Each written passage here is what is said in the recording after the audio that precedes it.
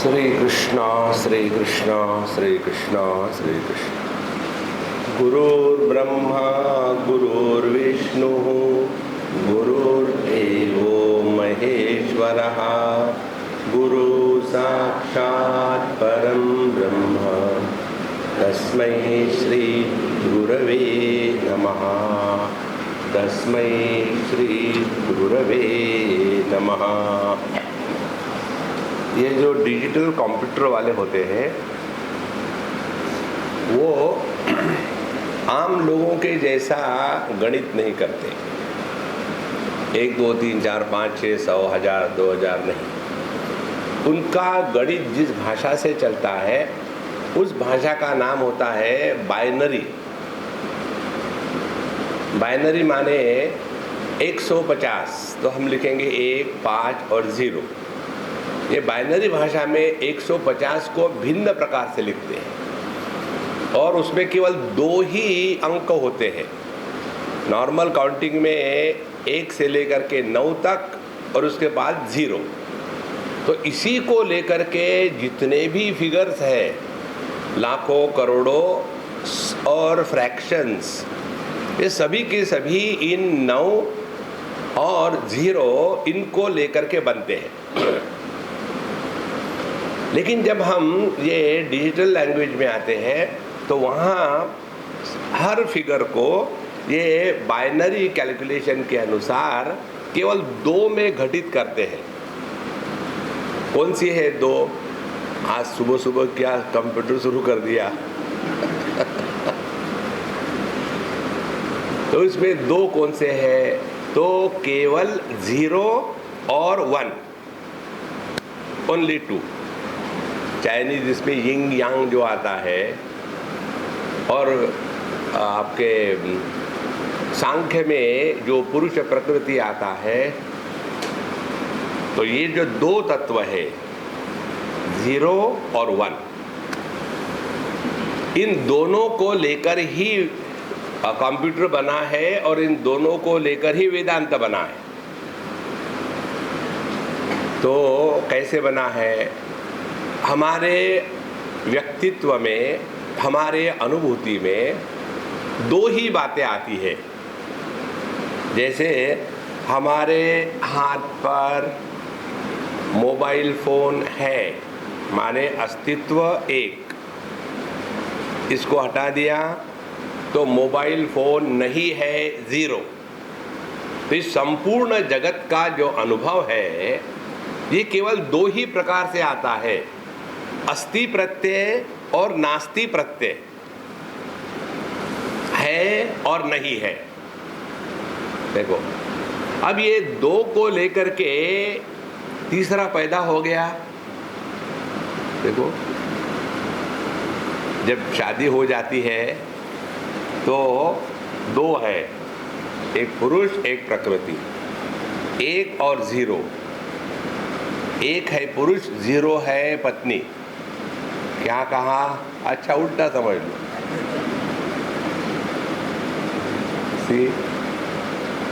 तो यह 1 अस्तित्व और 0 अभाव।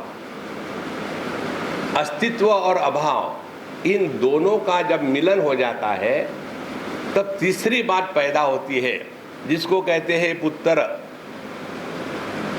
पुत्र माने बच्चा। पंजाबी में पुत्र नहीं होता, पुत्र होता है। और पूरी परेशानी जो है ये इस पुत्र को लेकर ही है। पुत्र नहीं हुआ तो परेशान, पुत्र हुआ तो सुपर परेशान। देखो, ये सब बहुत सिंपल है, कोई कठिन नहीं है। तो ये तीसरा क्या है? तीसरा पुत्र पैदा हुआ। अच्छा, ये जो पुत्र पैदा हुआ है, इस पुत्र में फिर वही गणित आ गया, है और नहीं है, 1 और 0।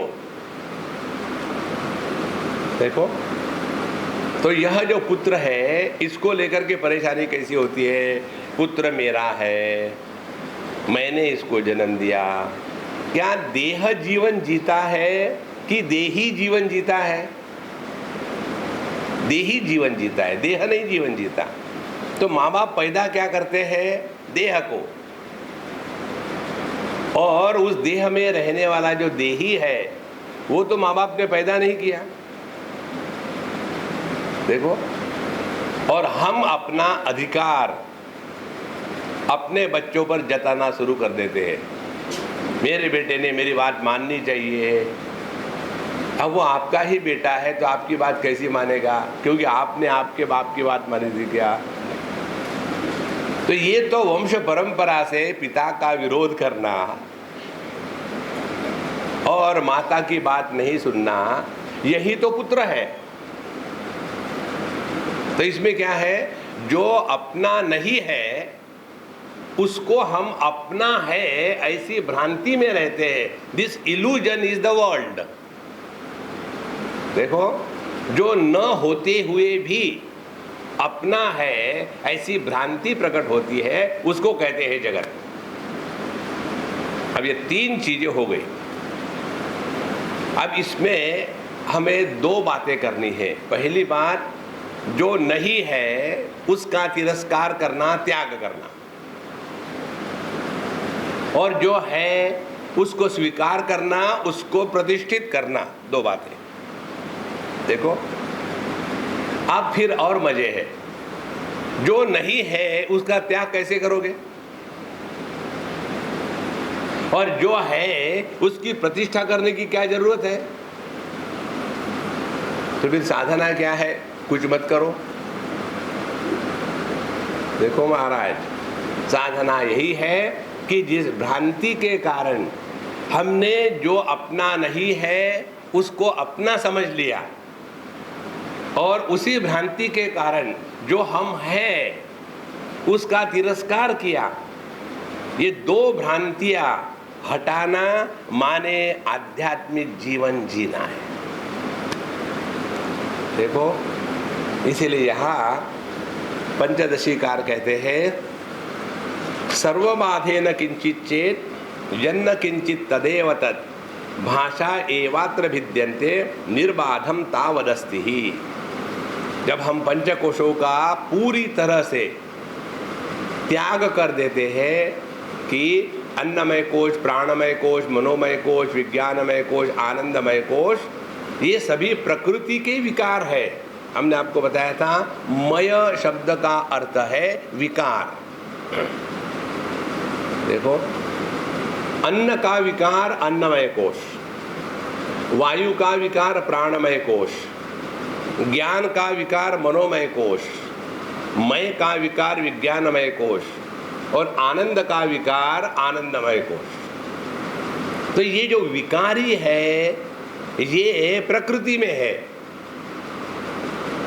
तो ये जो पंचकोशों का हमने त्याग किया तो इस प्रकृति का त्याग किया। और प्रकृति का त्याग करना माने क्या? प्रकृति का त्याग करना माने प्रकृति में विकृति स्वाभाविक है तो उसको ग्रेसफुली एक्सेप्ट करो। ये कल्पना करना कि ऐसा होवे ही नहीं तो ये गलत है। ये संपूर्ण जगत में परिवर्तन होना यह अपरिवर्तनीय नियम है, लेकिन हम चाहते हैं कि कुछ भी ना बदले। इसलिए महाराज, जब इस परिवर्तनशील जगत का माने पंचकोशों का हम त्याग करते हैं माने ये समझते हैं कि ये ऐसे ही है, ऐसे क्यों है, ये बात नहीं है। देखो, हम लोगों की समस्या कहाँ से शुरू होती है? लेकिन ये ऐसे क्यों है? क्यों नहीं होता, या ऐसे ही होते? तो जहां हमने प्रकृति को जैसी है वैसा स्वीकार किया तो हम प्रकृति के परे चले गए। देखो, हम चाहते हैं कि हमारे बच्चे हमारी बात माने, हम चाहते हैं कि हमारे पति पत्नी अपनी बात माने, हम चाहते हैं कि गवर्नमेंट हमारी बात माने। देखो, इसमें से निकल जाओ बाबा। तो ऐसा जो बचा रहता है कि जिसका त्याग नहीं हो जाता वह अत्याज्य अपना स्वरूप है। इसलिए जो पकड़ में नहीं आता वो संसार, जिसका त्याग नहीं हो सकता वो आत्मा। हमारा जीवन क्या है? हम संसार को पकड़ना चाहते हैं और अपना त्याग करना चाहते हैं। 100% गलती। देखो, इसलिए यहाँ कहते हैं अतः देयरफॉर एव श्रुतिर बाध्यम बाधित्वा शेषयत्यतः। इसीलिए श्रुति माता हमें जो उपदेश करती है, नेति नेति इति एतद् व्यावृत्त रूपतः, तो पहले हम क्या नहीं है इसका चिंतन करें। यह है वेदांत की साधना। तबला पेटी लेकर के ढाल बजाने में नहीं है, वो टाइम पास करने के लिए ठीक है। तत्व चिंतन में स्पष्टता होनी चाहिए कि पहले हम जो नहीं है उसका त्याग करें। इसलिए न इति वाक्यतः, तो निषेधात्मक साधना में त्याग होता है और विधेयात्मक साधना में असर्शन होता है कि हमारा स्वरूप क्या है। देखो, इसलिए पहले श्रुति माता न इति अनात्मा अतद् व्यावृत्ति रूपतः, तो अतत् माने वह, तो जो हम नहीं है उसका त्याग कर दे। इसलिए संतो वेदांत की साधना में सूक्ष्मता तब आती है कि जब हम जगत के द्वारा प्रभावित होना कम हो जाते हैं। फिर चाहे अपने रिश्ते नाते रहे, चाहे अपने बेटे रहे, बच्चे रहे, चाहे जगत का इकोनॉमिक स्लो डाउन रहे, ये हमेशा ऐसा ही रहा है। इसमें कुछ नई बात नहीं है। देखो, हम एक बार जर्मनी गए थे और उस अम्मा ने, जर्मन अम्मा, उसने हमारे कपड़ों को प्रेस किया। तो मैंने बोला अम्मा मैं करूँगा। बोले नहीं स्वामी जी, मैं करती हूँ, मैं एक्सपर्ट हूँ। मैंने कहा तुम तो कंप्यूटर की एक्सपर्ट हो, तुमको ये कहाँ से आता है? फिर उसने अपनी कहानी बताई। बोले सेकंड वर्ल्ड वॉर में ऐसी कंडीशन थी कि 2 टाइम की रोटी नहीं मिलती थी।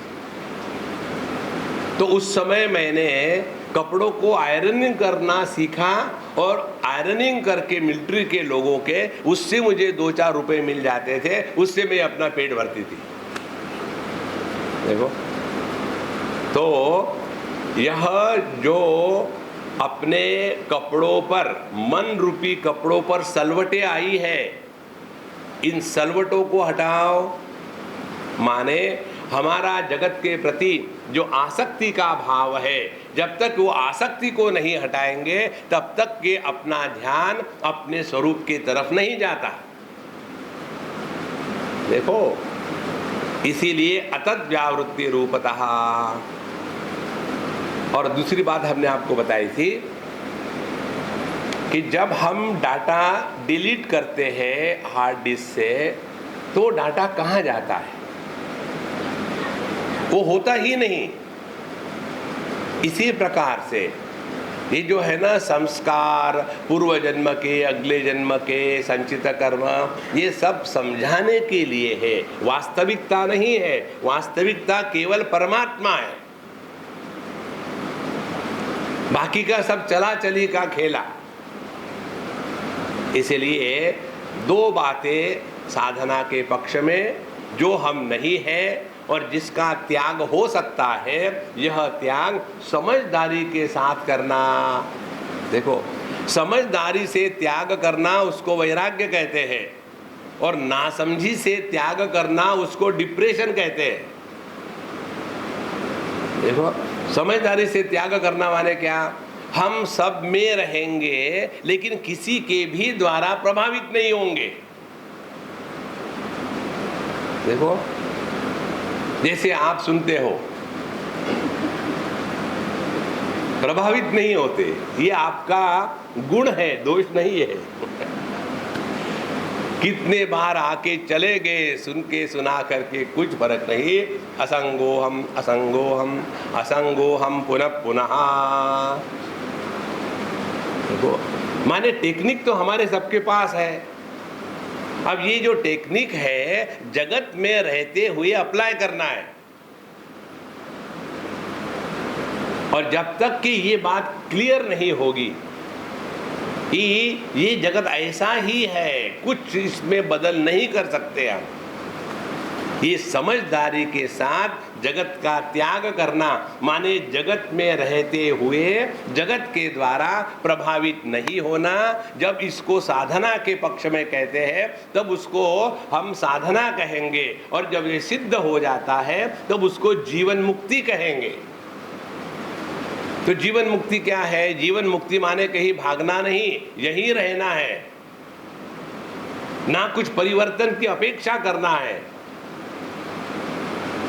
और ये बातें केवल समझदारी के द्वारा होती है, और समझदारी आती है जब हमारे विचार शास्त्र सम्मत दृष्टि से विचार करने लग जाते हैं तब। इसीलिए न इति आत्मा अतद व्यावृत्ति रूपतः, कि यह आत्म तत्व अन्नमय कोश नहीं है, प्राणमय कोश नहीं है, मनोमय कोश नहीं है, इसके ऊपर चिंतन करते रहे। इस चिंतन के दो पक्ष है।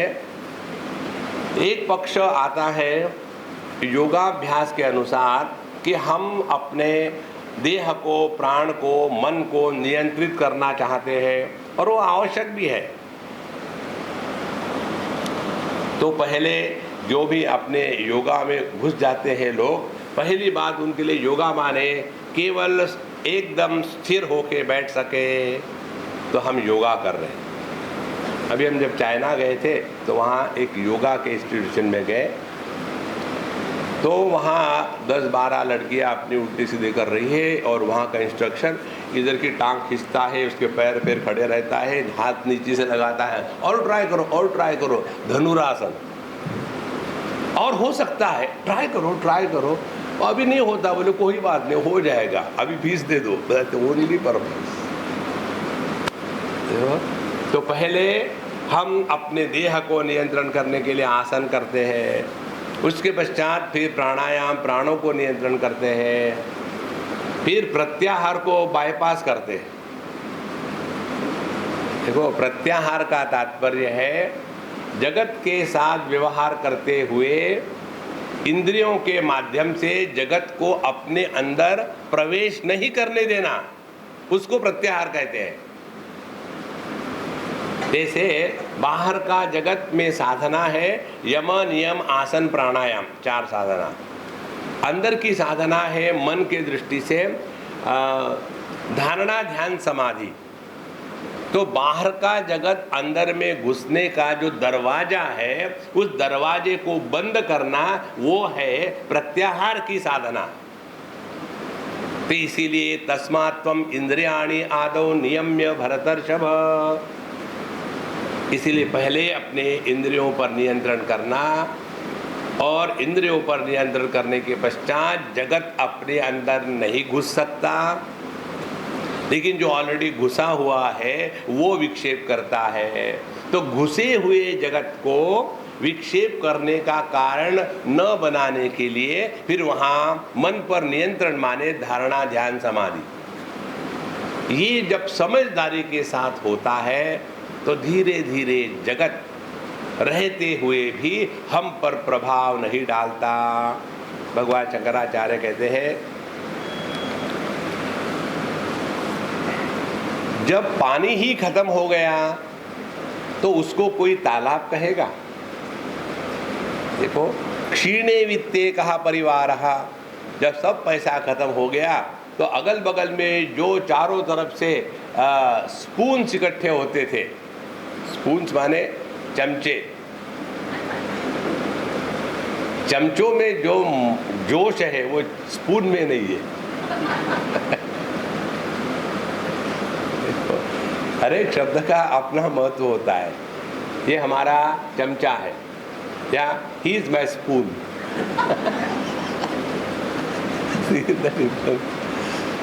अच्छा महाराज, तो अतद व्यावृत्ति रूपतः समझदारी से ही त्याग होता है, ना समझी से मूर्खता होती है। अब ना समझी का त्याग समझे। ना समझी का त्याग माने क्या है? अब ठीक है, ऐसा ही होगा, माने we accept the world under the pressure of helplessness. See, और ऐसे लोग डिप्रेशन में जाते हैं। तो वैराग्य, डिस्पैशन और डिप्रेशन, मन का विकार, दोनों दिखने के लिए एक जैसी होते हैं। महात्मा लोग भी वैराग्य में बैठे हैं और जो डिप्रेस्ड है वो भी वैराग्य में बैठे हैं, दोनों को इंटरेस्ट नहीं। स्वामी जी पता नहीं क्या हो गया, मुझे किसी में इंटरेस्ट नहीं आता। तो हो सकता है कि आपको वैराग्य हो गया है। वैराग्य वो क्या होता है? जहां आपके मन में प्रश्न आते हैं, आप अभी अज्ञान में बैठे हुए हो। हमें प्रश्न केवल एक ही वस्तु के बारे में नहीं होता, और वो है अपनी सत्ता, अपना होना। इसमें हमको निष्ठा होकर के रहना है। इसीलिए न इति आत्मा अतद व्यावृत्ति रूपतः। तो साधना का पहला पक्ष ये है कि जो हम नहीं है उसको निगेट करते जाए। और ये जो साधना है वेदांत की, ये अपने पर लगानी है, दूसरे को नहीं बतानी है। वेदांत का एक बहुत बड़ा ये दोष ये आ जाता है, थोड़ा बहुत कुछ पढ़ लिया तो सामने वाले को कॉफी के लिए बुलाना और सुना करके परेशान कर देना। देखो पांच ज्ञानेंद्रिय होते हैं, और 5 महाभूत होते हैं, और 5 प्राण होते हैं, और 5 ये होते हैं, और 5 वो होते हैं। देखो कोई भी ज्ञान बिना पचाए जब बाहर आएगा मुख से तो उसको उल्टी कहते हैं। सीधी बात क्या होगी? नीचे से निकल जाएगा डाइजेस्ट होने के बाद। उल्टी बात क्या होगी कि उसने उल्टा रास्ता पकड़ लिया है। तो जो ज्ञान डाइजेस्ट होता है वो जीवन में उतरता है, और जो डाइजेस्ट नहीं होता वो पब्लिक के लिए बांटा जाता है। आजा बाबा आजा। और उल्टी किसी भी बात की रहे, चाहे रसगुल्ले की रहे या इडली सांभार की रहे, उल्टी उल्टी ही है। हम ऐसा थोड़ी कहते चलो ये तो अच्छी है, रसगुल्ले की उल्टी है। देखो, यदि हमने वेदांत का अध्ययन और साधना करी है तो हम स्वाभाविक शांत हो जाते हैं। शांत होना माने मुंह फुलाए बैठना नहीं, शांत होना माने अन्य को उपदेश करना बंद करना। तो वेदांत की साधना अपने में उतारनी है तो इसीलिए अतद व्यावृत्ति रूपतः। यदि हमने यह वेदांत का ज्ञान अपने में उतारा है तो हमारी समझ बढ़ेगी। लेकिन नॉर्मली लोगों की कंप्लेन क्या होती है? हम ये पता नहीं, लोग मुझे समझते नहीं। अच्छा, अध्ययन किसने किया? लोगों ने किया कि आपने किया? हमने किया। तो आपने किया तो लोग कैसे समझेंगे? समझदार तो आपको होना है ना। समझदारी किसको कहते हैं? समझदारी वो है जिसमें हम किसी को भी मिसअंडरस्टैंड नहीं करते। देखो, महात्मा लोग किसी को मिसअंडरस्टैंड क्यों नहीं करते? एक ने मुझे प्रश्न पूछा था, अब ये भी की बात है कहीं, तो हमने कहा देखो हम आपको उदाहरण देते हैं। समझो आप सो रहे हो और आपके बगल में आपकी बीबी सो रही है, और वो बीबी आपकी बातें कर रही है नींद में। तो उसने जो नींद में बातें करी उसको आप महत्व दोगे क्या? एक पत्नी सुबह उठ करके हस्बैंड से कहती है, Honey Honey thank you so much. काहे के लिए? जहां पत्नी ने थैंक यू कहा, डेंजर शुरू हो गया। काहे के लिए? No, last night you took me to a jewellery shop and presented me a lovely necklace. Thank you so much. Okay, okay. नहीं ओके ओके नहीं, अब हम कब जाएंगे उसको लेने के लिए? तो पति कहता है कल के ड्रीम में। तो यदि आपकी पत्नी रात को सोते हुए कुछ बोलेगी तो हम उसको क्या महत्व देंगे? कुछ नहीं, ये नींद में बकबक कर रही है, कोई मतलब नहीं। यही बात साधु संतों की होती है। जब हम उनको कुछ कहते हैं ना, वो कहते हैं कोई नींद में है, कोई बात नहीं। और असल में नींद में ही तो है। हम है सच्चिदानंद और अपने आप को देह मान के बैठे हैं, यही तो नींद है। देखो, इसीलिए जो जो हम त्याग कर सकते हैं, इदम रूपम तु यद् यावत् त्यक्तुम शक्यते अखिलम अशक्यो ही अनिदम रूपः स आत्मा बाधवर्जितः। तो जिसको जिसको हम त्याग सकते हैं, ये सभी का सभी जगत है। इदम रूपम, इदम माने जिसको हम अनात्म भाव से ग्रहण कर सकते हैं। अनात्म भाव से ग्रहण करना माने यह पेंसिल है और यह पेंसिल मैं नहीं हूं। अब देखो, जगत में हम जब व्यवहार करते हैं तो हमारे ज्ञान में दो पहलू होते हैं। एक पहलू मैं होने का और दूसरा पहलू मैं नहीं होने का।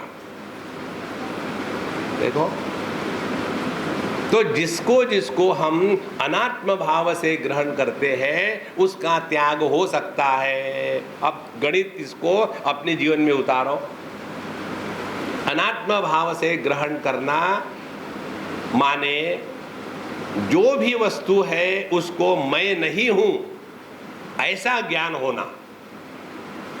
तो जैसे टेबल कुर्सियाँ, धन दौलत, पति पत्नी, भाई बहन, अमीरी गरीबी, ये सब को सब हम अपने से अन्य रूप में ग्रहण करते हैं। अपने देह को लेकर भी, यहाँ मेरा देह है जिसको हम अपना या मेरे के बारे में कहते हैं, वो मैं नहीं हो सकता।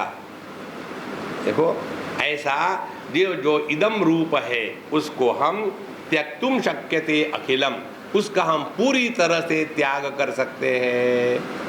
देखो, पूरी तरह से त्याग किसका किसका कर सकते हैं? सबसे पहले हम दुनिया का त्याग कर देते हैं। उसके पश्चात अपने कमरे में गए, बिस्तर में घुसे, दरवाजे खिड़कियां बंद कर दिए, लाइट ऑफ कर दिया। और लाइट ऑफ करने के बाद अब सोने के लिए आंखें बंद करके चादर ओढ़ ली। पता नहीं स्वामी जी इतने जोर से खर्राटे मारते हैं कि मुझे नींद ही नहीं आती, क्या करूं? फिर क्या करो? उनके खर्राटों को भी सुनना बंद कर दो। जितना आप उनको सुनना बंद करोगे वो उतनी तेज हो जाएंगे। और धीरे धीरे जब उसका भी त्याग हो जाता है और जिसका त्याग नहीं होता वो अपना स्वरूप है। देखो, इसीलिए शक्यते त्यक्तुम शक्यते अखिलम, अशक्को ही अनिदम रूपः आत्मा। लेकिन हम कभी भी अपना त्याग नहीं कर सकते। ये इतना सहज और सरल है संतो कि इसमें कुछ करना नहीं है। लेकिन हमको जो पहली पुरानी आदत पड़ी है ना कुछ करने की, तो हम साधना भी करते हैं, मेडिटेशन भी करते हैं, और जब तक करना है तब तक प्रयत्न है, जब तक प्रयत्न है तब तक के परेशानी है, जब तक परेशानी है तब तक के दुख है। इसीलिए जीवन में प्रयत्न शैथिल्य, सहजता आनी चाहिए। सहजता तब आती है when we don't want to prove anything to anybody in this world। हमारा पूरा जो जीवन है वो यही है कि हम कुछ ना कुछ प्रूव करना चाहते हैं कि हम बड़े अच्छे हैं, हम बड़े समझदार हैं, हम गुडी गुडी हैं। Who cares what we are? देखो, इसलिए जो कभी भी त्याज्य नहीं हो सकता, अशक्यो ही अनिदम रूपः त्यक्तुम स आत्मा बाधवर्जितः, इसका अभाव कभी भी नहीं हो सकता। अब ये जो है इसको कहते विधेयात्मक साधना। तो दो बातें जो हमने बताई थी बाइनरी लैंग्वेज में, 0 और 1, जीरो माने क्या? जो न होते हुए भी प्रतीत हो रहा है कि यह मैं और मेरा है, उसको हटा देना। और जो एक है कि जो सब में है, जागृत में भी है, लेकिन जागृत पुरुष के सुख दुख का सहभागी नहीं है। स्वप्न में भी है, लेकिन स्वप्न पुरुष के सुख दुख का सहभागी नहीं है। सुषुप्ति में भी है, लेकिन जो सो नहीं रहा। देखो, यह जो अपना स्वरूप है, उसको हमको पहचानना है, करना कुछ नहीं है। इसको कहते हैं प्रत्यभिज्ञा शास्त्र। प्रत्यभिज्ञा माने रिकॉग्निशन। रिकॉग्निशन माने पहले हमको मालूम है, लेकिन कई दिन हो गए तो हम भूल गए, तो फिर से हमको याद दिलाना है। इस प्रकार से आत्मा बाधवर्जिता, अपना जो स्वरूप है इसका कभी त्याग नहीं हो सकता। अब आगे बताते हैं, यह जो आत्म तत्व है यह सत्स्वरूप है और यही ब्रह्म का लक्षण है। तो आत्मा सत्य स्वरूप हो गया और ब्रह्म सत्यम ज्ञानम अनंतम ब्रह्म, ये भी हमने देख लिया। अब दूसरी बात आती है आत्म तत्व को लेकर के कि सिद्धम ब्रह्मणि सत्यत्वम ज्ञानत्वम तु पुरेरितम स्वयमेवानुभूतित्वात् इत्यादि वचन स्फुटम। तो हमने इसी अध्याय के 13वें श्लोक में देखा था कि ये चेतन सत्ता जो है ये स्वयं प्रकाशित है। अब इस पर भी थोड़ा सूक्ष्मता से चिंतन करें। जगत के वस्तुओं को देखने के लिए जगत के वस्तुओं को प्रकाश में होना आवश्यक है। उसके पश्चात उन वस्तुओं को जो प्रकाशित हो गई है उनको भी समझने के लिए, पकड़ने के लिए आंखों में दृष्टि होना आवश्यक है।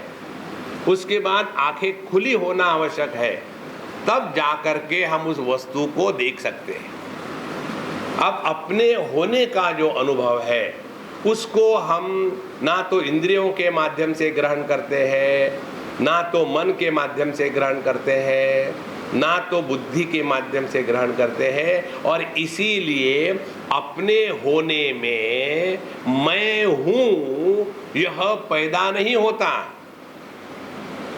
देखो, वह ज्ञान, जिस ज्ञान में ज्ञाता निर्माण नहीं होता वह परमात्मा है। देखो, बाकी सभी ज्ञान में ज्ञाता निर्माण होता है। संगीत का ज्ञान है तो मैं संगीतकार, और खाना बनाने का ज्ञान है तो मैं बावर्ची, गाड़ी चलाने का ज्ञान है तो मैं ड्राइवर। देखो, इसीलिए ब्रह्म का ज्ञान है, इसीलिए मैं प्रोफेसर। देखो महाराज, अब इस पर चिंतन करें। वह ज्ञान जिसमें ज्ञाता निर्माण नहीं होता, कौन सा ज्ञान है वो? तो केवल एक ही ज्ञान हो सकता है, और वो अपने होने का भान। हम अपने होने के भान को इंद्रिय मन बुद्धि इनके व्यापार रहित अवस्था में ग्रहण करते हैं। माने जिस ज्ञान में ज्ञाता और ज्ञेय यह द्वैत निर्माण नहीं होता, वह अद्वैत ज्ञान ही चेतन सत्ता है। इसीलिए सत्यम ज्ञानम अनंतम ब्रह्म यो वेद निहितम गुहायाम। तो सिद्धम ब्रह्मणि सत्यत्वम ज्ञानत्वम च पुरेरितम। तो यह अपना स्वरूप स्वयं सिद्ध है, स्वयं प्रकाशित है, और इसका अनुभव हर एक को आता है। नहीं, इसी के कारण सभी अनुभव होते हैं। देखो, जागृत अवस्था में जब हम होते हैं तब जागृत व्यवहार होता है। जागृत व्यवहार करने के लिए जागृत अवस्था नहीं आती, उल्टा है। जागृत अवस्था में होते हैं तब जागृत के व्यवहार होते हैं। उसी प्रकार से स्वप्न हम करते नहीं, स्वप्न में जब होते हैं तब हम स्वप्न की दुनिया का व्यवहार करते हैं। इसी प्रकार से जब हम ध्यान में होते हैं तो जो ध्यान में रह करके व्यवहार है उसको कहते हैं जीवन मुक्ति। मेडिटेशन करने की चीज नहीं है, वो कोई डोसा उपमा नहीं है।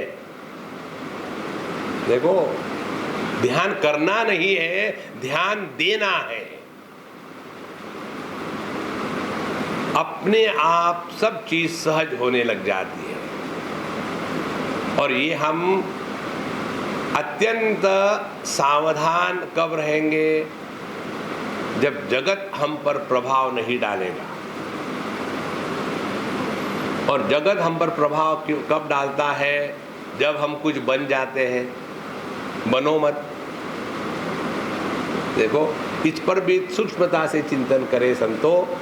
जब जब आप डिस्टर्ब है तब तब आप देखेंगे उस समय आप कुछ ना कुछ बने हो।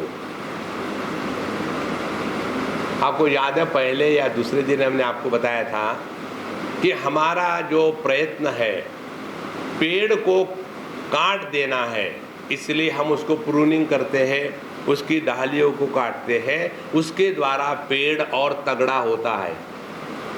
उसके मूल को काटो। इसी प्रकार से ये संसार वृक्ष जो है ना,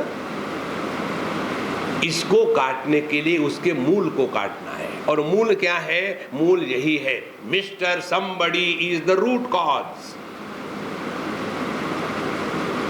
देखो, कुछ बनो मत।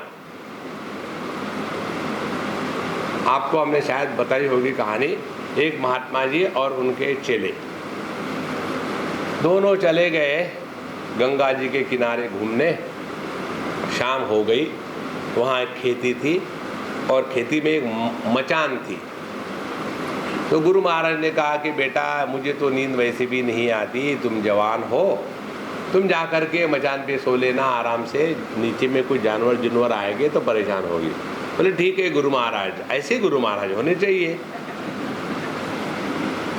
तो वो ऊपर जाके लेट गया। लेटने के पश्चात फिर उस मचान का मालिक आ गया। रात को 10-11 बज गए। लालटेन लेकर के बिहार से आया। अब जिसको समझ में आ गया समझ में आ गया, जिसको नहीं आया हरी इच्छा। तो लालटेन लेकर के बिहार से आ गया और आने के पश्चात उसने देखा कौन है यहाँ। तो वो चेला कहता है, दिखता नहीं क्या? महात्मा हूँ।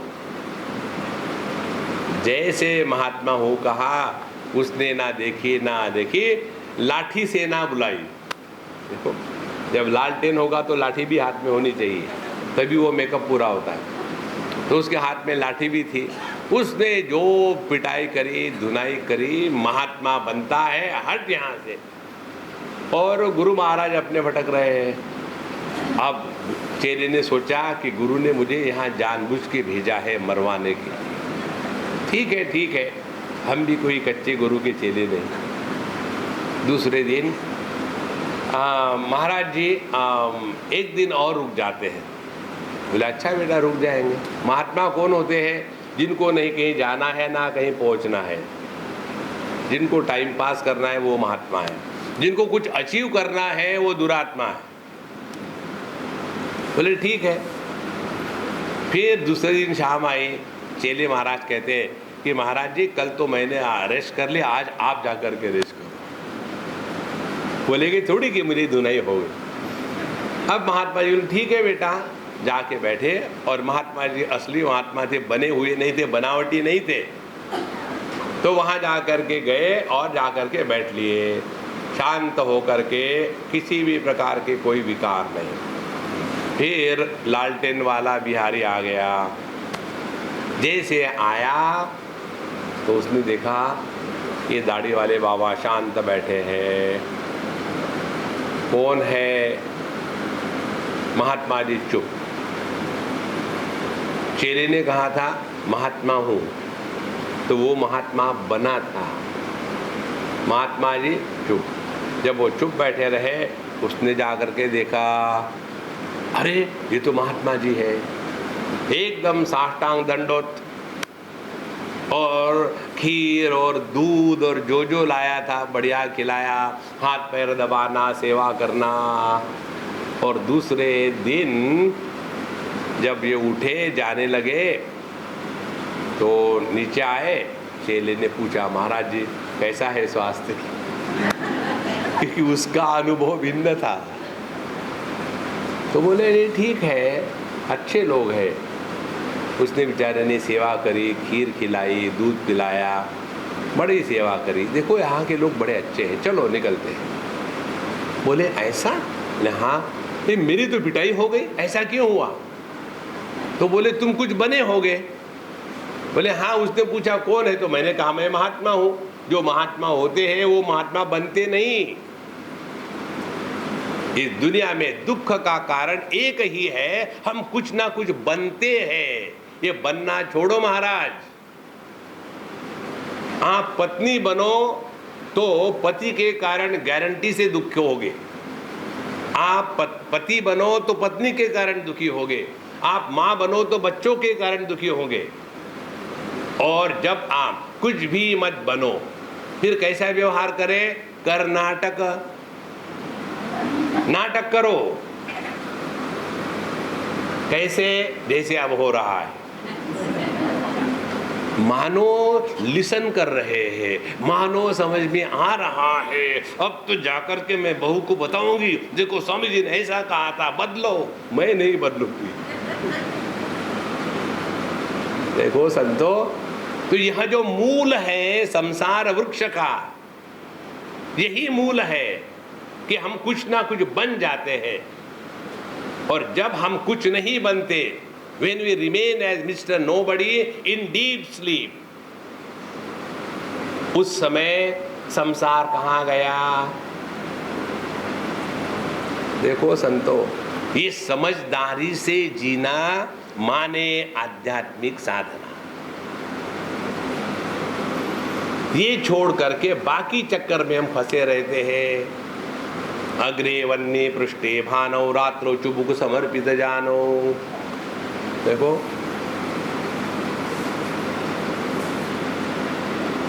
जब ये बात क्लियर हो जाती है ना, तब साधना होने लग जाती है, करनी नहीं पड़ती। जैसे जो अच्छे संगीतकार होते हैं, जिन्होंने एक एक सुर को पी लिया है, हमारे जैसे असुर होते हैं, तो सिद्धम ब्रह्मणि सत्यत्वम ज्ञानत्वम तो पुरेरितम। तो जब यह ज्ञान परिपक्व हो जाता है तो अपने आप हम सब बनना बंद कर देते हैं। देखो तब जीवन में चीजें होने लग जाती है, और जितनी चीजें होने लगेगी उतनी उसमें सहजता है और उसमें उतना सौंदर्य है। देखो यदि एक कोई फूल की कली हो और उस कली के अंदर छिपा हुआ फूल कैसा है, उसका सौंदर्य और सुगंध को ग्रहण करना हो तो क्या करना पड़ेगा? Let it open on its own, don't be in a hurry. जबरदस्ती से यदि शूर्पणखा उस फूल के कली को तोड़ फोड़ करके खोलने लगेगी तो ना तो सुगंध आएगा, ना तो सौंदर्य प्रकट होगा।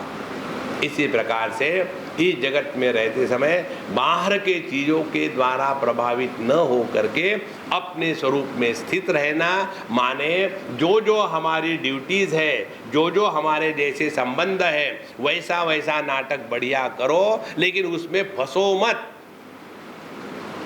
देखो इससे मालूम है क्या होता है, हम 24 घंटे में 24 घंटे 100% प्रेजेंट में रहते हैं।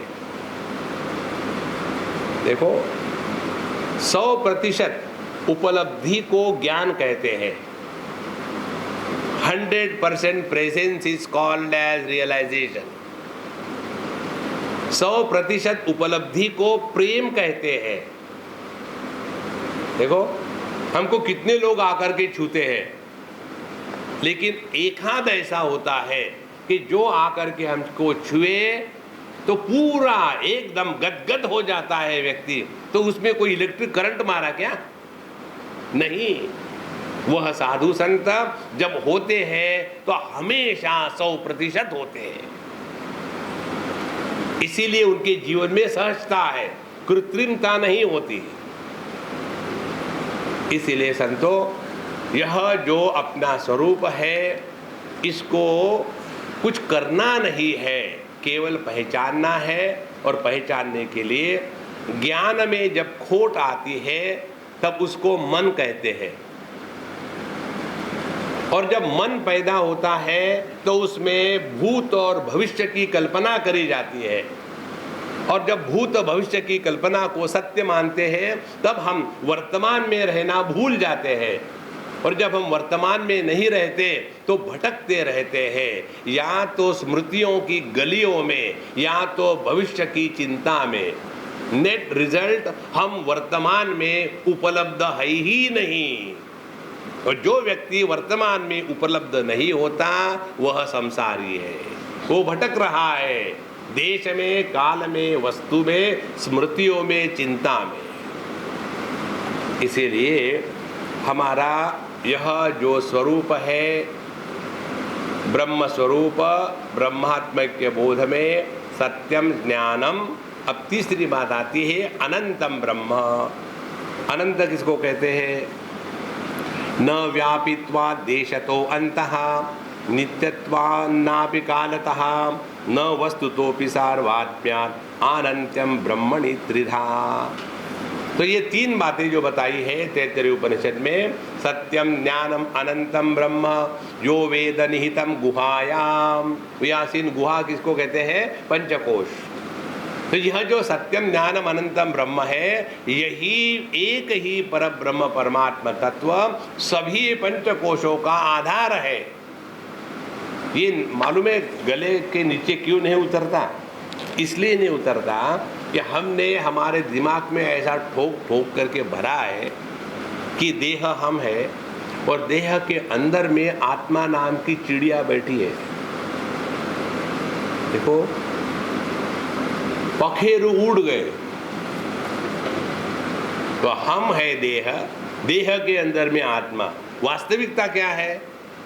वास्तविकता है हम है परमात्मा स्वरूप। और इस परमात्मा स्वरूप में एक ही नहीं सभी देह है।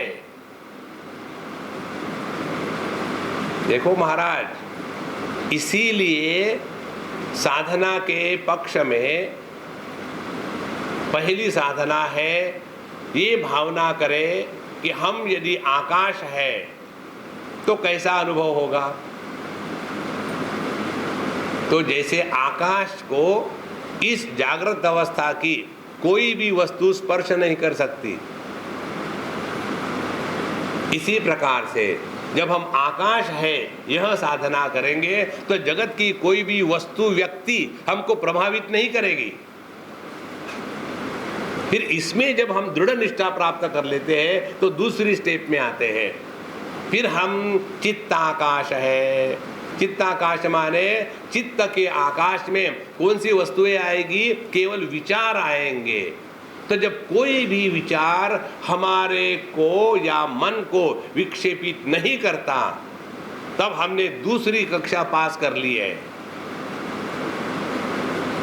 और जब तीसरी कक्षा आती है कि जब हम चिदाकाश की भावना और साधना करते हैं तो जागृत, स्वप्न, सुषुप्ति, समाधि, ये चारों के चारों इस चिदाकाश में बादलों की तरह आते हैं फ्रॉम नोवेयर और चले जाते हैं टू नोवेयर। कल आपने जो सपना देखा था वो स्वप्न पुरुष कहाँ गया? देखो, तो हम देह में नहीं है, ये देह हम में है। विचार हम में है, हम विचारों में नहीं है। जागृत, स्वप्न, पुरुष हम नहीं है, वे हम में है। यह जो अनंत तत्व है, अनंत किसके कारण? न व्यापित्वा देशतः अंतः। सभी जाना आना आकाश में होता है, आकाश कहीं जाता आता नहीं। देखो, जब आप जमीन पर रहते हैं तो आकाश थोड़ा गाढ़ा रहता है, और जब आप हवाई जहाज में ऊपर चले जाओ ना 12-14 किलोमीटर तो थोड़ा हल्का हल्का लगता है। हाँ। देखो, तो यह देशतः सर्वव्यापी होने के कारण इसको देश का बंधन नहीं है। देश का बंधन माने क्या? मैं यहाँ हूँ वहाँ नहीं हूँ, ये हो गया देश का बंधन। और उसके बाद नित्यत्वात् नापि कालतः, काल का परिच्छेद क्या है? काल का परिच्छेद है कि मैं अब हूँ, मैं तब नहीं था। इसीलिए जब भी कोई भी कागजबाजी होती है तो उसमें पहले महत्व का कॉलम होता है नाम क्या। संसार निर्माण शुरू हो गया, नाम क्या। उसके बाद DOB, डेट ऑफ बर्थ क्या है, माने उस डेट ऑफ बर्थ के पहले आप नहीं थे। दूसरी ब्लैंक छोड़ते हैं, डेट ऑफ डेथ बाद में भर लेते। उसके बाद रूप क्या है, लंबाई और चौड़ाई, 6+ and 4+, space, this much space I occupy. उसके बाद वस्तु, वजन कितना है, 2 टन, 2 टन से ज्यादा नहीं है, इतना ही है। तो ये जो 3 प्रतिबंध है, देश, काल और वस्तु, इसी के कारण अनंत में शांत की कल्पना करी जाती है। देखो, जो लोग आकाश में जाते हैं चंद्रमा इत्यादि में, ऐसा कहते हैं कि वहां हमारा वजन 0 हो जाता है। बॉडी का मास तो उतना ही है, वो थोड़ी कम हो गया है, तो वजन कहाँ गया? तो यदि आपको वजन कम करना है तो चंद्रमा में जाके रहो। तो कहाँ गया वजन? तो वजन बॉडी का थोड़ी है, ये तो ग्रेविटी का फोर्स है which is superimposing a concept of weight on any object. देखो, तो वजन वजन जो हम कहते हैं यह भ्रांति है। कोई भी आदमी भारी नहीं होता, दिमाग भारी होता है वो तो न व्यापित्वा देशतः अंतः, सर्वव्यापी होने के कारण देश का परिच्छेद इसमें नहीं है। नित्यत्वात् नापि कालतः, यह नित्य उपलब्ध है। नित्य क्यों है? अब ध्यान से सुनना। काल यह मन की कल्पना है। जब तक के मन है तभी तक काल का महात्म्य है। देखो, आप में जो सुन रहे हैं उनको परेशानी हो रही होगी कि और कितना स्वामी जी बोलेंगे, क्योंकि मन जिंदा है। और जो ऑलरेडी सुषुप्ति अवस्था में प्रवेश करके स्थित हो गए हैं उनको कोई फर्क नहीं, 1 घंटे बोलो या 3 घंटे बोलो, होने के बाद उठा देना क्योंकि जहां मन नहीं है वहां काल नहीं है। देखो, इसीलिए जो आइंस्टीन का सिद्धांत है ना रिलेटिविटी का, वो यही सिद्धांत है। यदि आपको किसी बुढ़ाऊ के साथ 3 मिनट रहना है तो ऐसे लगता है कि कितने कल्प हो गए, हाँ? और किसी जवान लड़की के साथ आपको कहीं जाना हो तो 1 हफ्ता निकल जाएगा तो पता ही नहीं चलेगा कैसा टाइम पास हो गया। क्यों? कि थियरी ऑफ रिलेटिविटी। तो महाराज, यह जो मन है ना, यही काल का निर्माता है, और इसीलिए जो मन के परे है उस पर काल का कोई प्रभाव नहीं। अब ये अपने अनुभव को देखो आप,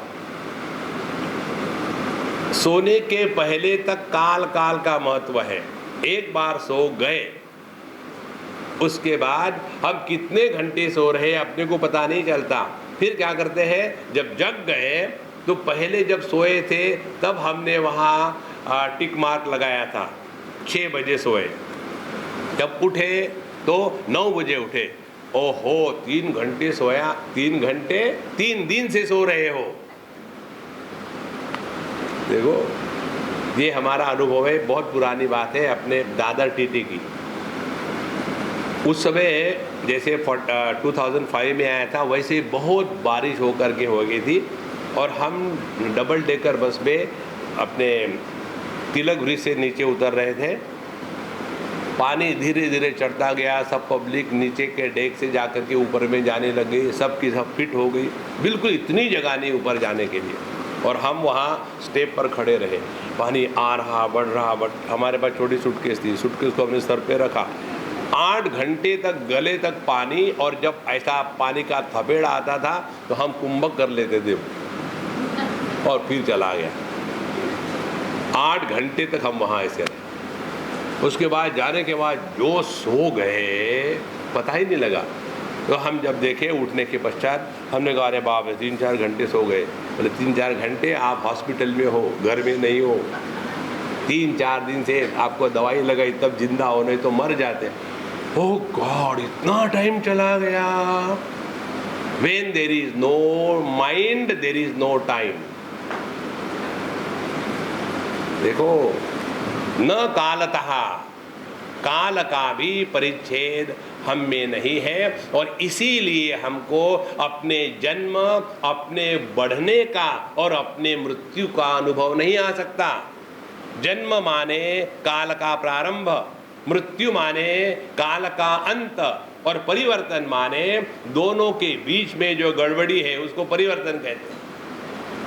तो यह जो जन्म, परिवर्तन और मृत्यु, इन तीनों का अभाव, यही है नित्यत्व, और यह हमारा सबका अनुभव है। आगे कहते हैं न वस्तुतः सार्वत्म्यात्, और वस्तु का भी परिच्छेद नहीं है। वस्तु का परिच्छेद कैसा नहीं है, ध्यान से सुनना। जो आकाश एक मंदिर को व्याप्त कर रहा है, वही आकाश एक टॉयलेट को व्याप्त करता है। देखो, तो यदि मंदिर का आकाश हो तो पवित्र है, और टॉयलेट का है तो अपवित्र है? नहीं, कुछ फर्क नहीं पड़ता।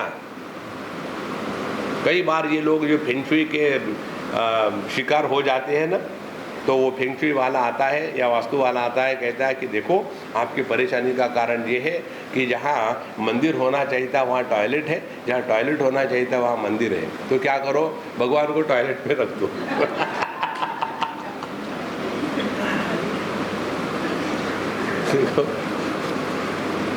तो ये जो वस्तु है, यह वस्तु का प्रभाव जिस पर नहीं होता वह चिदाकाश अनंत है। देखो, क्योंकि जो टॉयलेट में है वही मंदिर में है। इसीलिए साधना अपने आप को आकार से मुक्त करना। ट्राई मारो। What it is like being formless.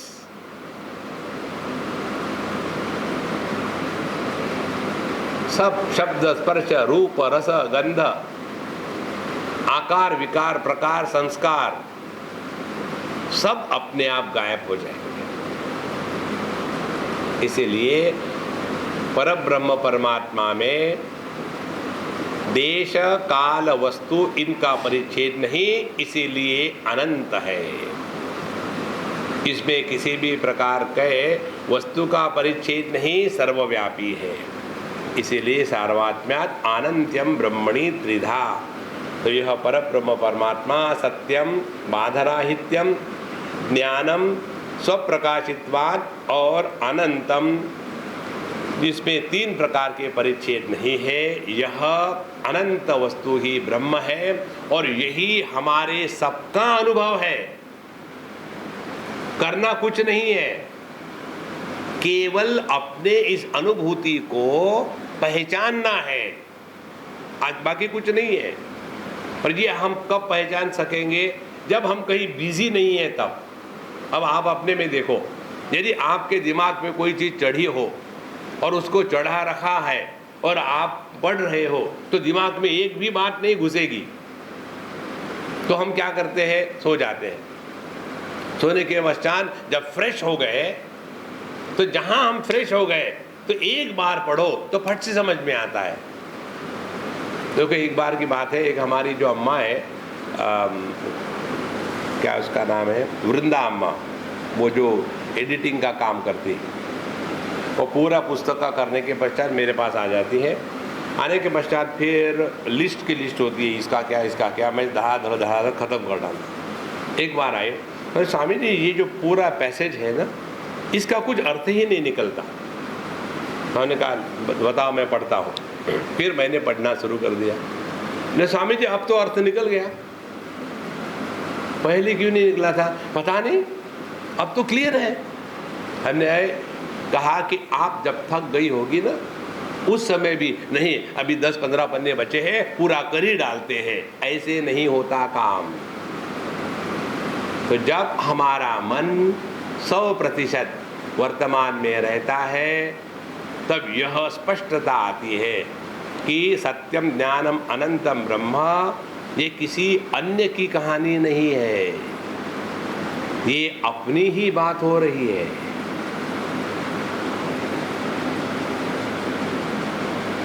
और किसको अपनी बात अच्छी नहीं लगती? एक बार एक सज्जन ने मुझे पूछा था, स्वामी जी पता नहीं मुझे सत्संग क्यों अच्छा लगता है, मैं हमेशा जाता हूँ सत्संग में, क्या कारण है?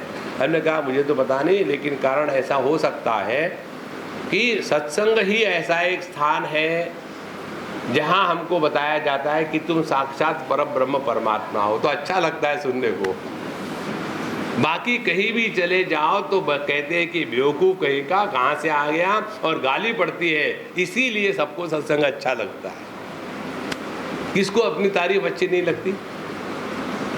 तो सत्यम ज्ञानम अनंतम ब्रह्म, इस प्रकार से ब्रह्म में, परमात्मा में जो 3 बातें बताई है, तीनों की तीनों बातें अपने में घटती है। यही समझना और इसमें निष्ठा प्राप्त करना, यही आध्यात्मिक साधना है, और कुछ नहीं है। और फिर बाकी जगत में रहते समय हल्के फुल्के होकर के रहो, ज़्यादा सीरियस होने की ज़रूरत नहीं है। ये जगत ऐसा ही रहा है, हम सभी के सभी यहाँ टाइम पास करने के लिए आए हैं। और जब आप टाइम पास करते हो तो सीरियस होकर के थोड़ी टाइम पास करते, डोंट डिस्टर्ब, टाइम पास हो रहा नहीं। टाइम पास होने के लिए बेवकूफ़ी करते हैं। कौन सी बेवकूफ़ी? मेडिटेशन, और फिर साइलेंटली सफरिंग। अच्छा महाराज, ये जो शास्त्र में कहा है सत्यम ज्ञानम अनंतम ब्रह्म, अब यही अपने बुद्धि को समझाने के लिए यहाँ थोड़ा तर्क लाया जाता है। क्या कहते हैं? देश कालान्य वस्तूनाम कल्पितत्वाच्च मायया न देशादिकृतोऽन्तोऽस्ति ब्रह्मानंत्यम स्फुटम ततः। तो यह जो 3 प्रकार के परिच्छेद है, कौन से? देश, काल और वस्तु, ये तीनों के तीनों क्या है? मायया कल्पितत्वात्, ये केवल माया के द्वारा कल्पित है। अब माया को ठीक से समझ लेना। माया किसको कहते हैं? वह ज्ञान जो किसी माध्यम से ग्रहण किया जाता है, और इसीलिए माध्यम की जो कमियां हैं वो उस ज्ञान में चढ़ जाती है, और फिर उस कमियों से युक्त जो ज्ञान है उसी को हम जब सत्य मानते हैं, तब हम माया के प्रभाव में आ गए। अब ऐसा समझो, हम अपने आँखों के द्वारा एक विशेष हद तक ये जो लाइट वेव्स है वो देख सकते हैं। विबग्योर, ये जो 7 रंग के हैं, वहीं तक हमारे आँखों का या दृष्टि का प्रवेश है। उसके परे जो लाइट वेव्स है, वो परे जो लाइट वेव्स है वो हमको हमारे आँखों से नहीं दिखती। तो हम क्या कहेंगे? जब तक मैंने भगवान को नहीं देखा तब तक मैं भगवान के अस्तित्व को नहीं मानूंगा। देखो, माने हम अपने आँखों से जो देखते हैं उसी को सत्य मानते हैं, यही माया है। इसी प्रकार से हम जो कानों से सुनते हैं वो भी कानों की क्षमता में ही है। उस कानों की क्षमता के परे भी साउंड वेव्स हैं, लेकिन वो हम सुन नहीं सकते। तो हमारी दृष्टि क्या हो गई कि जो हम कान से सुन सकते हैं केवल वही है, उसके सिवा कुछ नहीं है। देखो, इसीलिए माया माने इंद्रिय और मन और बुद्धि, इनके माध्यम से जो जो हमको ग्रहण होता है यह कल्पना मात्र है, सत्य नहीं है। सो माया कल्पितत्वात्, क्योंकि ये माया का कार्य है तो कल्पना मात्र है। इस पर भी आप हमेशा चिंतन करते रहना कि जो हम एक दूसरे को देखते हैं एक दूसरे को नहीं देख रहे हैं।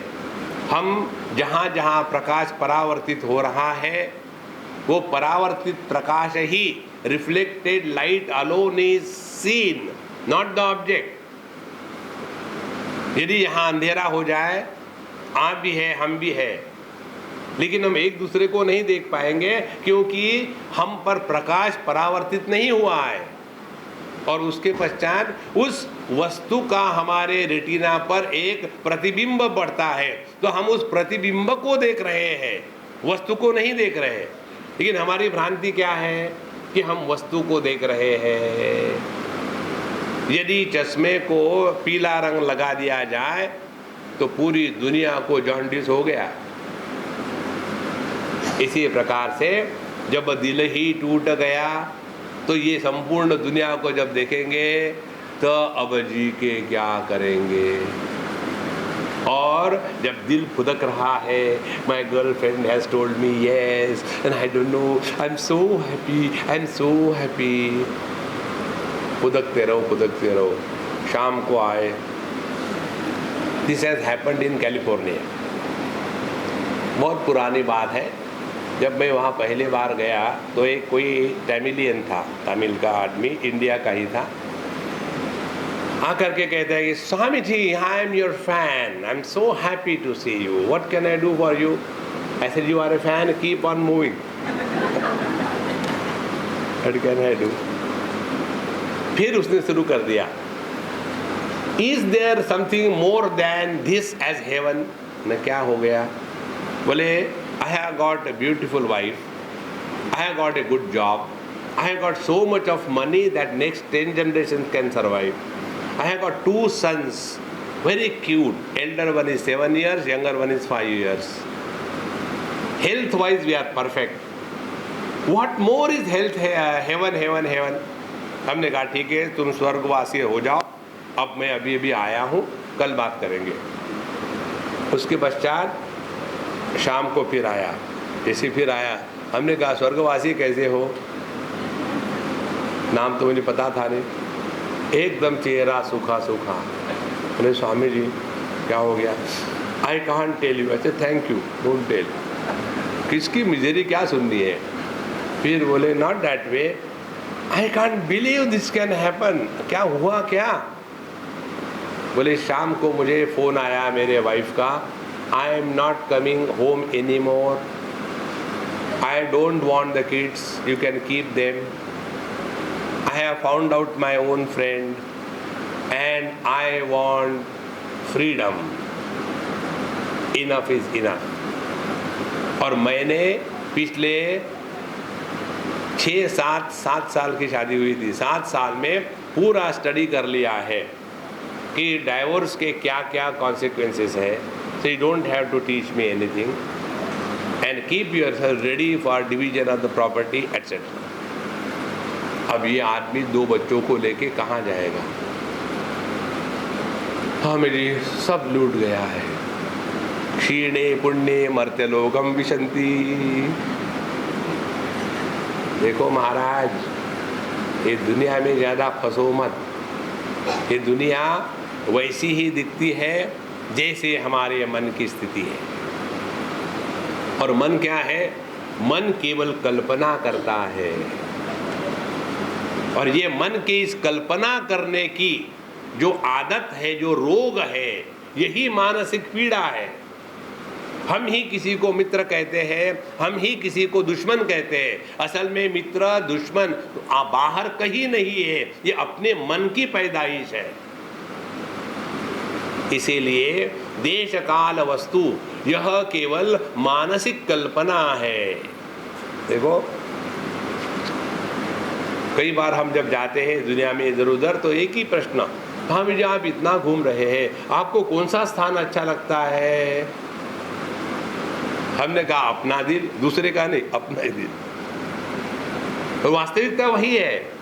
आप कहीं भी चले जाओ, किसी भी वस्तु को देखो, पहले बार जो आपका अनुभव है वो दूसरी बार कभी नहीं आ सकता। एक बार की बात है विशाखापट्टनम की, वहाँ समुद्र के किनारे ऐसे थोड़ी पहाड़ी है। हम जब जा रहे थे तो हमने हमारे मित्र को कहा रुको 1 मिनट, वो रुक गया। हम गाड़ी से बाहर आ गए, इतना सुंदर समुंदर था, खूब बढ़िया बढ़िया लहरें आ रही थी और सूर्य का अस्त हो रहा था। और उसी समय माने सूर्य को किसी ने एक सुंदर नेकलेस पहनाई हो, वैसा पक्षियों की एक माला जा रही थी और उसको हमने देखा। रुको, इतना आनंद, एकदम मेडिटेशन। हम वहाँ आधा घंटा खड़े रहे, बैठे, बोले कुछ नहीं, फिर हम चले गए। दूसरे दिन जब जा रहे थे तो हमारे मित्र ने वहीं रोका। क्यों रोका भाई? बोले स्वामी जी कल आपको अच्छा लगा था ना, वो खत्म हो गया, आज नहीं अच्छा लगेगा। देखो, ये सब मन की कल्पना होती है महाराज। इसीलिए अमुक स्थान अच्छा है, अमुक देश अच्छा है, अमुक काल अच्छा है, अमुक वस्तु अच्छी है, यह केवल माया की कल्पना है।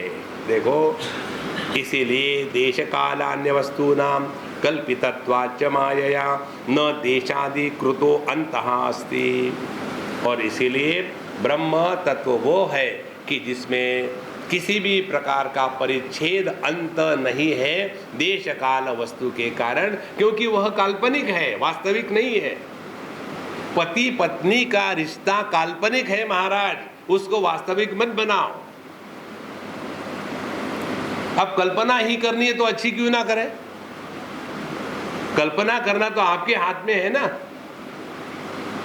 एक बार बच्चे खेल रहे थे तो बच्चों, एक पत्नी ने अपने पति को दिया, खेल रहे बच्चे, ये ले लो, कल की बची हुई सब्जी थी और उपमा था, खा लो अभी। अब वो बच्चा कहता है कि रुको 1 मिनट, अब तुम दे तो कुछ नहीं रही हो, कल्पना ही तो कर रही हो। अब कल्पना ही करनी तो अच्छी क्यों नहीं करती?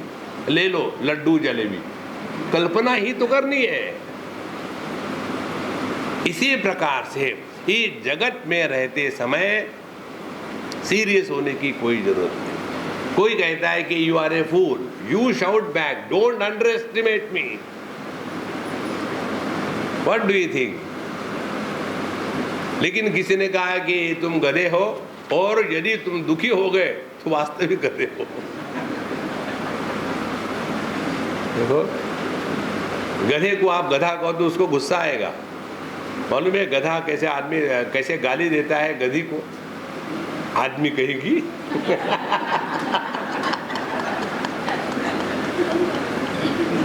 ये तो हम ही सोचते हैं कि हमने किसी को गधा किया तो गाली कही, गधे भी ऐसे ही गाली देते हैं।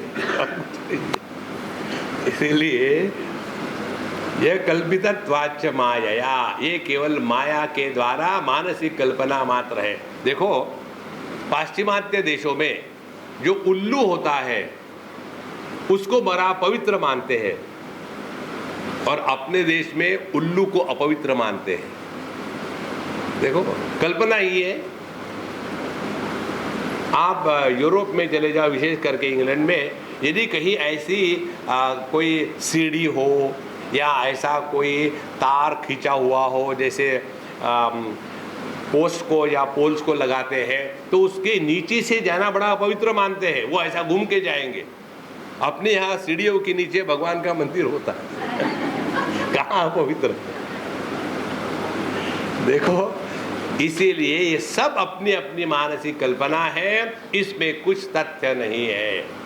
तो जब हमने कल्पना को कल्पना के रूप में स्वीकार किया तो आप कल्पना से मुक्त हो गए।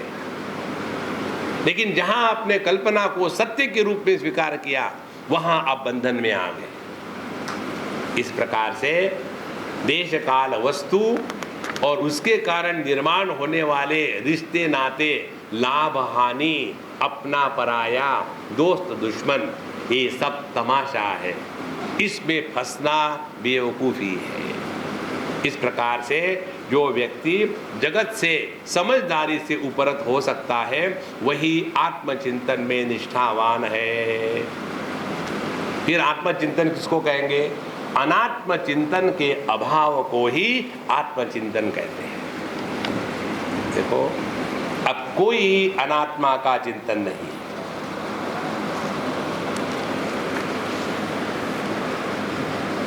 योगः चित्तवृत्ति निरोधः तदा द्रष्टुः स्वरूपे अवस्थानम। चित्तवृत्तियों का निरोध होना मात्र योग नहीं है। चित्तवृत्ति का निरोध तो हो जाता है जब आपको एनेस्थीसिया दिया हो, या किसी ने सर पर कस के डंडा लगाया हो। क्या हो गया? चित्तवृत्ति निरोध। वो योग नहीं है। योग वो है कि चित्तवृत्ति निरोध के पश्चात हमारी अपनी चेतन सत्ता में निष्ठा हो गई, तब हम योग में पहुंच गए। तदा दृष्टुः स्वरूपे अवस्थानम। इस प्रकार से ये दो जो पहलू है, बाइनरी, जीरो और वन। तो जीरो जो है वो है प्रकृति, वन जो है वो है परमात्मा। इन दोनों के कारण जो एक बीच में कल्पना निर्माण हो गई, कल्पना कार्तिक, देखो वो केवल नाटक कर रही है, उसको सीरियस मत होना। मदर इंडिया, काहे की मदर इंडिया? सिनेमा की नटी। इसी प्रकार से ये जो जगत है, इसको नाटक के रूप में ग्रहण करके अपने स्वरूप में स्थित होना, यही आध्यात्मिक साधना है। ओम पूर्णमदः पूर्णमिदं पूर्णात् पूर्णमुदच्यते पूर्णस्य पूर्णमादाय पूर्णमेवावशिष्यते। ओम शांति शांति शांति। हरि ओम। श्री गुरुभ्यो नमः। हरि ओम।